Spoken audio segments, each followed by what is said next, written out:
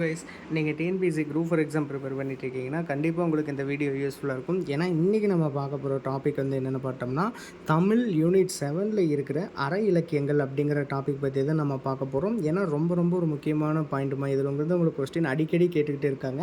So அதில் தமிழ் அற இலக்கியங்கள் இன்றைக்கி நம்ம என்ன பார்க்க போகிறோம்னு சொல்லி பார்த்துட்டிங்கன்னா, நாலடியார் அப்படிங்கிற சப்ஜெக்டை பற்றி தான் நம்ம பார்க்க போகிறோம். சரிங்களா?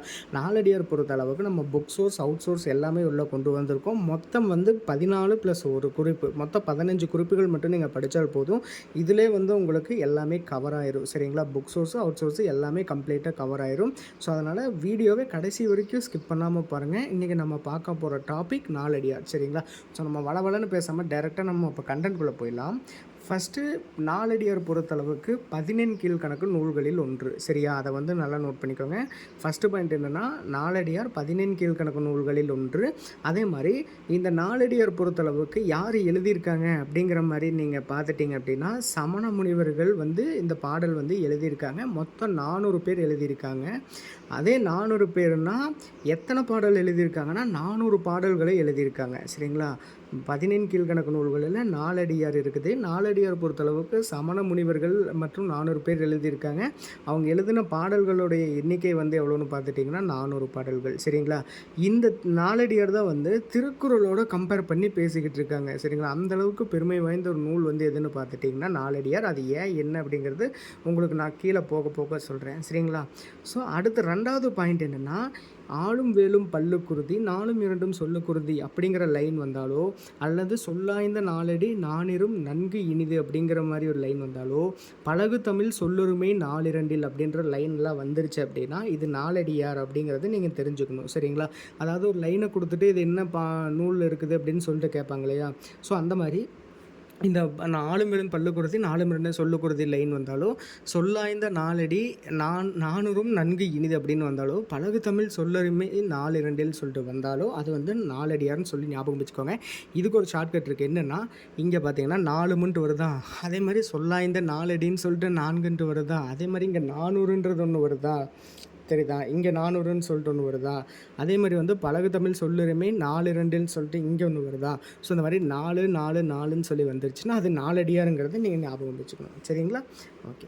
அடுத்து 3வது பாயிண்ட் என்னென்னு பார்த்தீங்கன்னா, திருக்குறளை போலவே நாலடியாரும் அறத்துப்பால், பொருட்பால், காமத்துப்பால் என்று 3 பிரிவுகளாக உள்ளது. நான் சொன்னேன்ல, ஏன் வந்து திருக்குறள் வந்து நாலடியார் வந்து திருக்குறளோட கம்பேர் பண்ணுறாங்கன்னா, திருக்குறளில் தான் வந்து அறம்பொருள் இன்பம்னு சொல்லிட்டு வச்சுருந்தாங்க. ஆனால் திருக்குறள் மாதிரி இங்கேயும் வந்து அறம்பொருள் இன்பம் கொடுத்து வச்சுருக்காங்க. அதனால தான் நாலடியாரை திருக்குறளோட கம்பேர் பண்ணுறாங்க. சரிங்களா? பெருமைப்படுத்தி பேசுகிறாங்க. அதே மாதிரி நாலடியார் பாடல்களை பால், இயல் மற்றும் அதிகாரமாக வகுத்தவர் பதுமனார். அல்லது நாலடியாரை தொகுத்தவர் யாருன்னு சொல்லிட்டு கேட்டாங்கன்னாலும் பதுமனார். சரிங்களா? ஆக்சுவலி நாலடியார் எழுதுன சமண முனிவர்கள் அது அங்கிட்டு வந்து செதறி கிடக்குது. ஏன்னா 400 பாடல் எழுதியிருக்காங்க. அந்த 400 பாடல் செதறி கிடந்ததுனால அதை வந்து ஒன்றா தொகுத்தவர் யாருன்னு சொல்லி பார்த்துட்டிங்கன்னா பதுமனார். சரிங்களா? நாலடியாரை தொகுத்தவர்னு சொல்லி கேட்டாலும் சரி, நாலடியார் வந்து பால், இயல் அதிகாரமாக வகுத்தவர்னு கேட்டாலும் சரி, அவங்க யாருன்னு கேட்டால் பதுமனாருங்கிறது தான் ஆன்சர். சரிங்களா? ஓகே. அடுத்த பாயிண்ட் என்னென்னு பார்த்தீங்கன்னா, பதுமனார் தருமர் நாலடியாருக்கு உரை எழுதியுள்ளார் என்கிறார்கள். சரிங்களா? நாலடியாருக்கு உரை எழுதினவங்க யாருன்னு சொல்லி கேட்டிங்கன்னா பதுமனார், அப்புறம் வந்து தருமர் அப்படிங்கிறவங்க தான் வந்து உரை எழுதியிருக்காங்க. சரியா? இதுவும் இம்பார்ட்டன்ட் பாயிண்ட், நோட் பண்ணிக்கோங்க. அதே மாதிரி நாலடியாரை ஆங்கிலத்தில் மொழிபெயர்த்தவர் யாருன்னு சொல்லி பார்த்துட்டிங்கன்னா ஜியு போ. சரிங்களா? நாலடியாரை ஆங்கிலத்தில் மொழிபெயர்த்தவர் ஜியு போ. அதே மாதிரி நாலடியாரோட வேறு பெயர்கள் என்னென்னு பார்த்தீங்கன்னா நாலடி 400 வேளாண் வேதம். சரிங்களா? நோட் பண்ணிக்கோங்க, இது ரொம்ப இம்பார்ட்டண்ட்டு. நாலடியாரின் வேறு பெயர்கள் வந்து நாலடி 400 வேளாண் வேதம். சரிங்களா? நாலடியார் ஆல்ரெடி சொன்னதா 14 கீழ்கணக்கு நூல்களில் ஒன்று. சரிங்களா? அதே மாதிரி தமிழின் 30 அறநூல்கள்னு சொல்லி பார்த்தீங்கன்னா திருக்குறள், நாலடியார், பழமொழி 400ங்கிறது தெரிஞ்சுக்கோங்க. சரிங்களா? தமிழின் 30 அறநூல்கள் எதுன்னு கேட்டாங்கன்னா திருக்குறள், நாலடியார், பழமொழி 400. அடுத்து நாய்க்கால் சிறுவிரல் போல என துவங்கும் பாடல் வந்துருச்சு அப்படின்னா அது நாலடியாருங்கிறது தெரிஞ்சுக்கோங்க. சரிங்களா? அந்த ஒரு லைன் மூலமாக நீங்கள் அறிஞ்சிக்கலாம். நாய்க்கால் சிறுவிரல் போல் அப்படின்னு சொல்லிட்டு ஏதாச்சும் ஒரு லைன் நம்ம கொடுத்து இது என்ன நூல்னு சொல்லி கேட்டாங்கன்னா அது நாலடியாருங்கிறத நீங்கள் கண்ணை மூடி அடிச்சுட்டு வந்துடுங்க. சரிங்களா? அடுத்து முத்திரையர்களை பற்றி கூறும் நூல் எதுன்னு சொல்லி பார்த்துட்டிங்கன்னா அதுவும் நாலடியார். சரிங்களா? முத்திரையர்களை பற்றி கூறும் நூல் நாலடியார். இந்த முத்திரையர்கள் அப்படிங்கிறவங்க யாருன்னு பார்த்துட்டிங்கன்னா பாண்டிய மன்னராகவும் இருக்கலாம், அல்லது வந்து தஞ்சாவூர் இனத்தை சேர்ந்தவங்களாக இருக்கலாம் அப்படின்னு சொல்கிறாங்க. அந்த காலத்தில் இருந்தவங்க. சரிங்களா? முத்திரையர்கள் அப்படிங்கிறவங்க பாண்டிய மன்னராக இருக்கலாம் அல்லது வந்து தஞ்சாவூர் இனத்தைச் சேர்ந்தவர்களாக இருக்கலாம் அப்படின்னு ஒரு சிலர் சொல்கிறாங்க. அதே மாதிரி வந்து நாலடியாரோட பாவகை வந்து பார்த்துட்டிங்கன்னா வெண்பா. நாலடியாரோட பாவகை வெண்பா. நாலடியாரை முப்பாலாக பகுத்தவர் யாருன்னு சொல்லிட்டு பார்த்தீங்கன்னா தருமர். சரிங்களா? இதுவும் இம்பார்ட்டன்ட். நாலடியாரோட பாவகை வந்து வெண்பா. நாலடியாரை முப்பாலாக பகுத்தவர் யாருன்னு கேட்டிங்கன்னா தருமர். சரிங்களா? ஓகே. அடுத்து இந்த பாக்ஸும் இம்பார்ட்டன்ட்மா, நோட் பண்ணிக்கோங்க.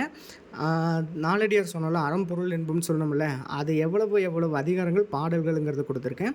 அறத்துப்பால் பொறுத்தளவுக்கு 13 அதிகாரங்கள் 130 பாடல்கள். அதே பொருட்பாலுங்கிறது 24 அதிகாரங்கள் 260 பாடல்கள்.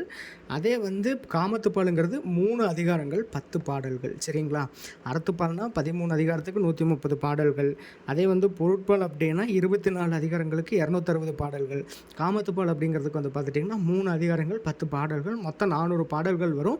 அதோட ஒரு கடவுள் வாழ்த்து வர்றதுனால மொத்தம் 401 பாடல்கள் அப்படிங்கிறத சொல்லி நம்மளுக்கு கொடுத்துருப்பாங்க. ஆனால் நாலடியார் பொறுத்தளவுக்கு 400 பாடல்கள் தான். சரிங்களா? இனிவே உங்களுக்கு இந்த வீடியோ ரொம்ப பிடிச்சிருக்கும்னு நினைக்கிறேன்.